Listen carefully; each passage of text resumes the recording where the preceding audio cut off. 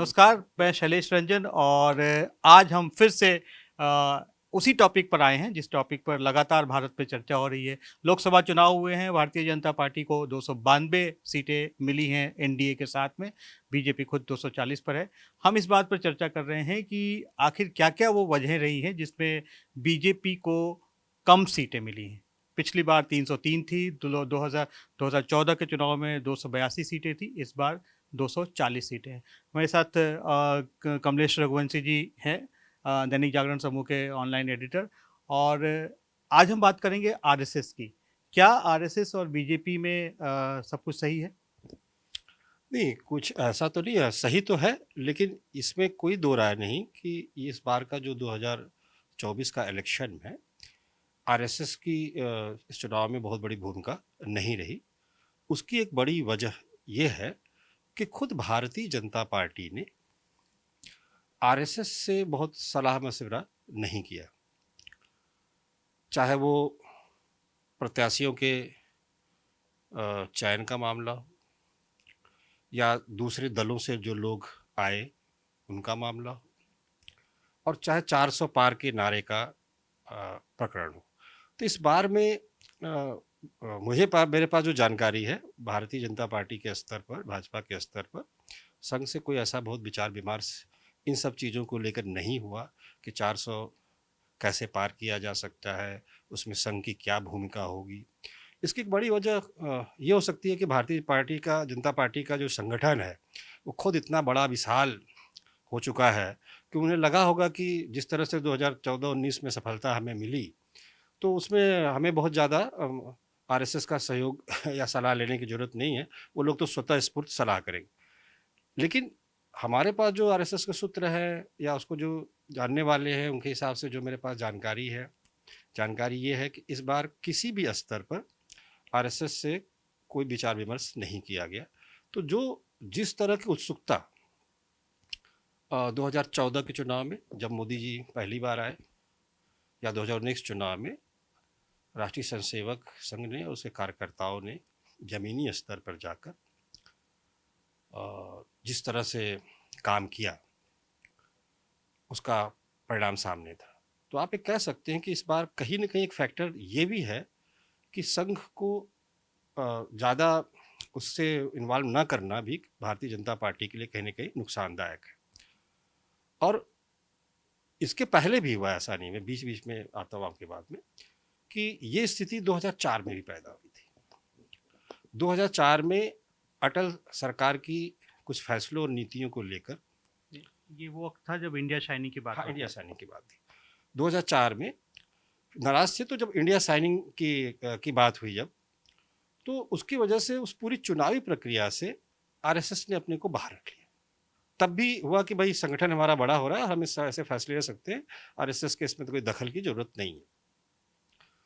और परिणाम स्वरूप भारतीय जनता पार्टी बुरी तरह इलेक्शन हारी, साइनिंग इंडिया रह गया, अडवाणी जी पीएम वेटिंग रह गए, और लंबे समय तक फिर उसको केंद्र में सत्ता का सुख नहीं मिला। संघ अपने ढंग से काम करता रहा, संघ का तो अपना अपना काम है, संघ एक स्वतंत्र इकाई है, भाजपा कोई उसकी राजनीतिक इकाई नहीं है। लेकिन संघ की जो नीतियां हैं उसको पूरा करने में उसके जो उद्देश्य हैं बहुत कुछ तय करता है। संघ एक स्वतंत्र है, भारतीय जनता पार्टी स्वतंत्र संगठन है, तो इसमें कोई दबाव भी नहीं कि आपको सहयोग लेना है या देना है, ये तो परस्पर समन्वय की बात है। उस समय ही बात थी।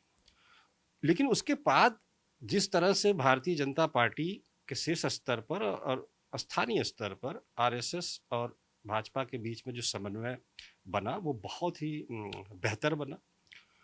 संगठन के स्तर पर भी, नीचे के स्तर पर भी, जिले के स्तर पर भी, प्रांत के स्तर पर भी, राष्ट्रीय स्तर पर भी। और खुद आप पाएंगे कि भारतीय जनता पार्टी में जो संगठन मंत्री होता है वो आरएसएस से बैकग्राउंड से आता है ज़्यादातर, और उसका काम ही होता है कि जो एक समन्वय बैठाना। मुझे नहीं पता कि इस बार उस संगठन मंत्री की चुनाव में कैसे चली, उम्मीदवारों के चयन में उसकी कोई भूमिका थी कि नहीं। जैसे अभी बहुत सारी खबरें निकल कर आ रही हैं कि बहुत सारे ऐसे प्रत्याशी थे जिनके बारे में किसी की सलाह नहीं ली गई, जब स्थानीय स्तर पे भारतीय जनता पार्टी के नेताओं या जो उनकी अपनी गुटबाजी थी या जिस तरह के था, तो वहाँ उनकी राय नहीं ली गई, तो आरएसएस से राय ली गई कि नहीं ली गई।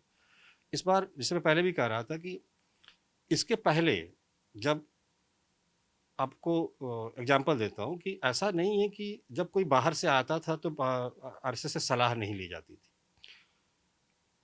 जब असम में असम गण परिषद से सर्बानंद सोनोवाल, कांग्रेस से हेमंत बिस्वा शर्मा आए, तो बाकायदे उसमें संघ की सहमति ली गई थी और उसका नतीजा था कि संघ के कार्यकर्ता, आरएसएस के लोग बहुत तन मन धन से उसके साथ लग गए और उसके परिणाम सामने हैं कि एक बहुत अच्छी सक्सेस मिली और लोगों ने उनके लिए काम भी किया।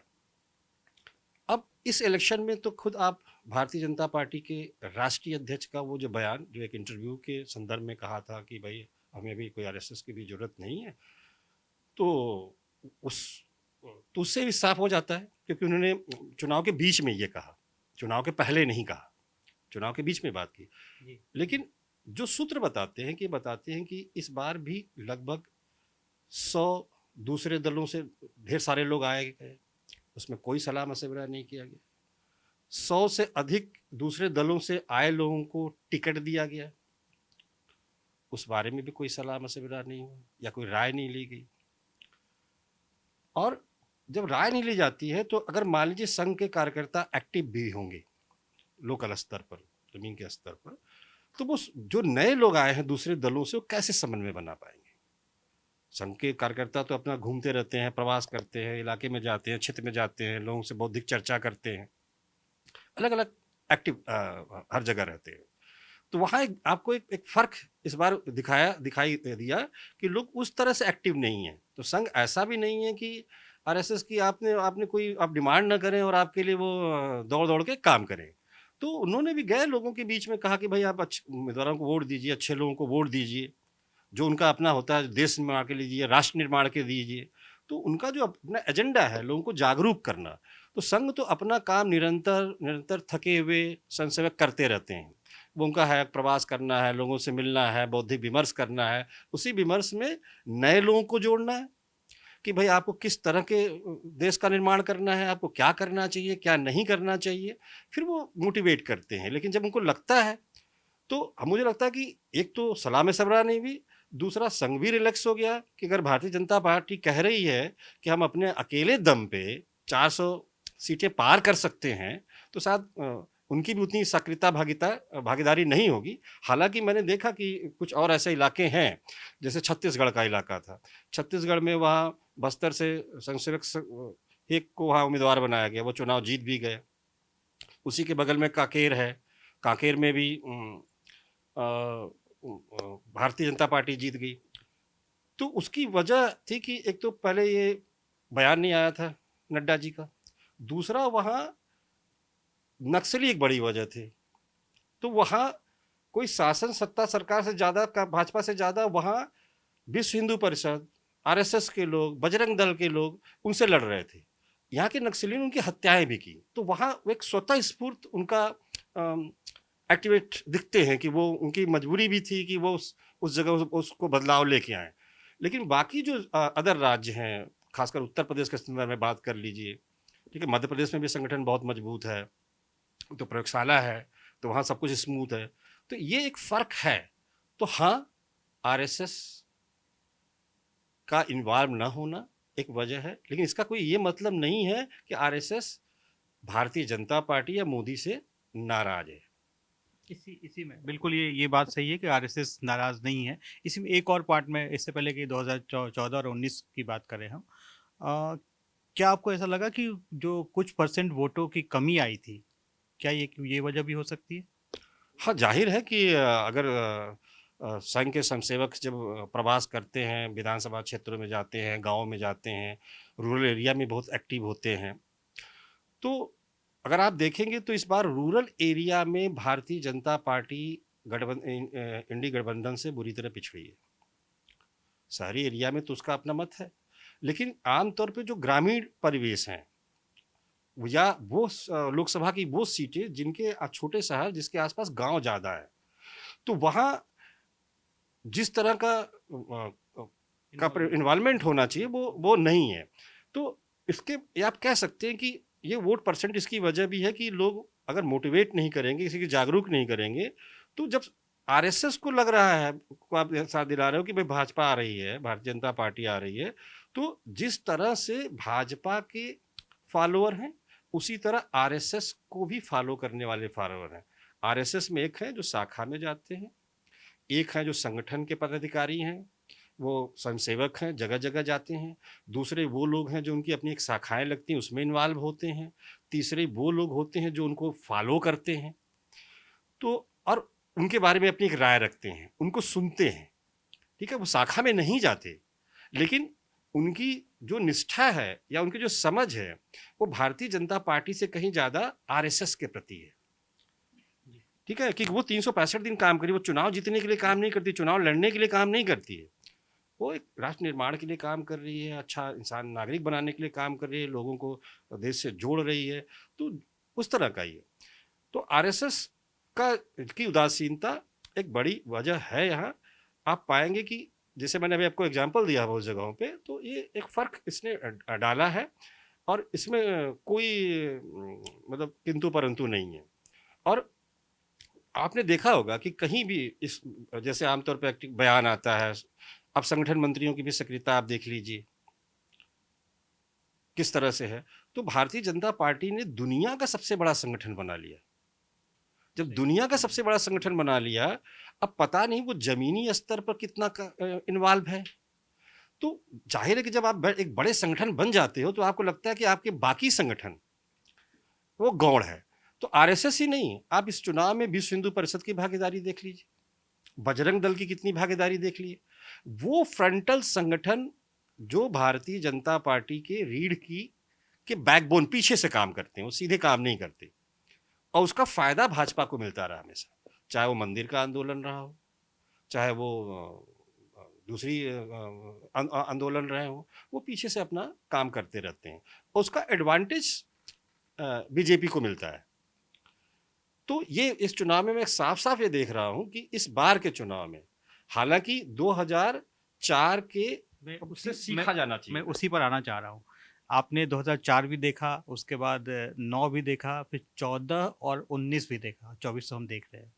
तो 14 और 19 के जो चुनाव थे और 2004 का जो चुनाव, हमने चुनाव 2004 की बात की कि उस वक्त उदासीनता आई थी, लेकिन 14 और 19 में जो भागीदारी थी वो कैसी दिख रही थी आपको? देखिए, 14 में तो बहुत ज़्यादा भागीदारी थी निश्चित रूप से। 14 में तो मुझे लगता है कि भारतीय जनता पार्टी के सारे फ्रंटल संगठन और खुद राष्ट्रीय स्वयंसेवक संघ ने, क्योंकि केवल राष्ट्रीय स्वयंसेवक की जो नीतियां हैं, जो पॉलिसीज हैं, देश के बारे में जो सोचते हैं, केवल भारतीय जनता पार्टी ही है जो नीतियों का क्रियान्वयन कर सकती है। और मोदी के आने के बाद संघ को लगा कि अब ये सही मौका है, तो वो पूरी जी जान से जुटे भी थे। उसका उसमें प्रभाव भी देखते होंगे, जिस तरह से राष्ट्रीय स्तर के नेतृत्व पे से एक्टिव रहे होंगे। लेकिन उसके बाद धीरे धीरे, मैं उस मुद्दे पे आ रहा हूँ, मैंने ये देखा कि जब जब भी भारतीय जनता पार्टी बहुत कंफर्ट मेजॉरिटी में आ जाती है, तो राजनीतिक महत्वाकांक्षाएं एक डिफरेंट होती हैं। हो सकता है कि राष्ट्रीय स्तर पर संघ के लोग और राष्ट्रीय स्तर पर भारतीय जनता पार्टी के लोग आपस में मिलते हों, बातचीत भी होती है। मोदी जी नागपुर भी जाते हैं, मनमोहन भागवत जी से भी मिल के आते हैं, भी मुलाकात होती है, मंदिर आंदोलन में भी बुलाया जाते हैं, तो एक कम्युनिकेशन होता है। लेकिन जिस तरह से नीचे के स्तर पर, राज्य के स्तर पर, प्रांत के स्तर पर, संगठन के स्तर पर, संगठन मंत्री के स्तर पर जो एक एक चीज में माइक्रो चीजों में थोड़ी बहुत इन्वॉल्वमेंट होती थी या राय ली जाती थी, राय मानना न मानना ये भारतीय जनता पार्टी का तब भी काम होता था। आरएसएस कभी अपनी राय थोपता नहीं है और कभी थोपी भी नहीं। तो आप राय अगर लोगे तो राय मांगी जाएगी ना, जब आप राय मांगोगे ही नहीं तो आपको राय क्या दी जाएगी? तो उसके लिए आरएसएस को जिम्मेदार ठहराना ये गलत है कि भाई आरएसएस इसकी वजह है।